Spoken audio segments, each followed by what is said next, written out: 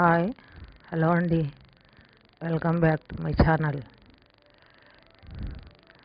బెండకాయ ఫ్రై చేస్తున్నాను, ఒకసారి చూసేయండి.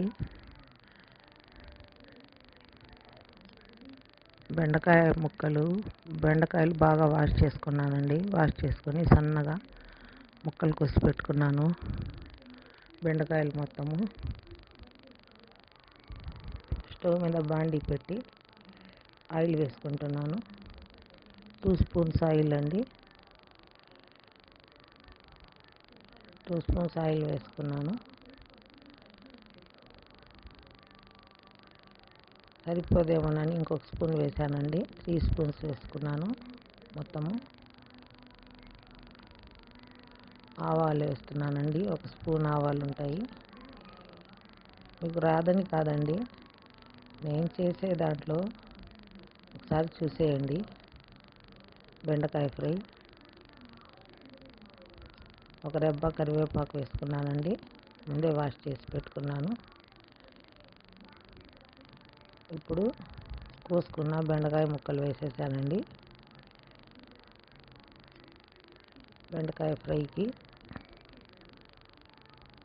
కొంచెం సాల్ట్, 1 స్పూన్ సాల్ట్ పైనుంచి వేసుకుంటున్నానండి.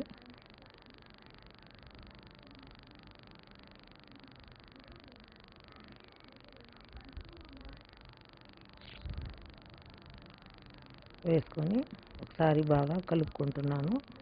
సాల్ట్ అన్ని ముక్కలకు తగిలేటట్టు కలుపుకుంటున్నాను.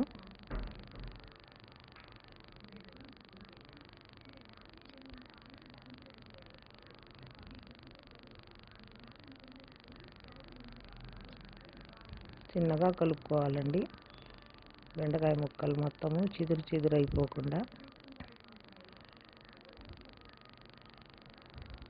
ఒక 2 నిమిషాలు మూత పెట్టానండి. 1 నిమిషం 2 నిమిషాలు మూత పెట్టి చూసి మళ్ళీ ఒకసారి కలుపుకుంటున్నానండి.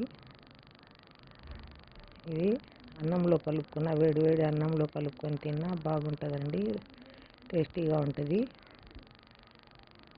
బాక్స్లో అయినా పిల్లలు తీసుకెళ్ళొచ్చండి, లంచ్ బాక్స్లోకి.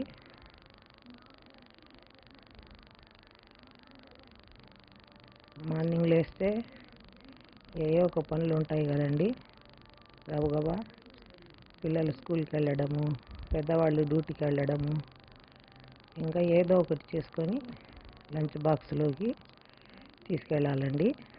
ఇంకా అందుకని చెప్పి మేము ఈరోజు బెండకాయ ఫ్రై చేసుకున్నాము. బాగా ముక్కలన్నీ బాగా మగ్గిపోయినాయి, ఎర్రగా వచ్చేసినాయండి. ఇప్పుడు 2 స్పూన్స్ తాలింపు కారం అండి, ముందే దంచి పెట్టుకున్నాము మేము. తెల్లుల్లిపాయ, కొంచెం కొబ్బరి అదంతా వేసి ముందే దంచి పెట్టుకున్నామండి. దంచి పెట్టుకొని 2 స్పూన్స్ వేసి ఒకసారి చిన్నగా కలుపుకుంటున్నానండి.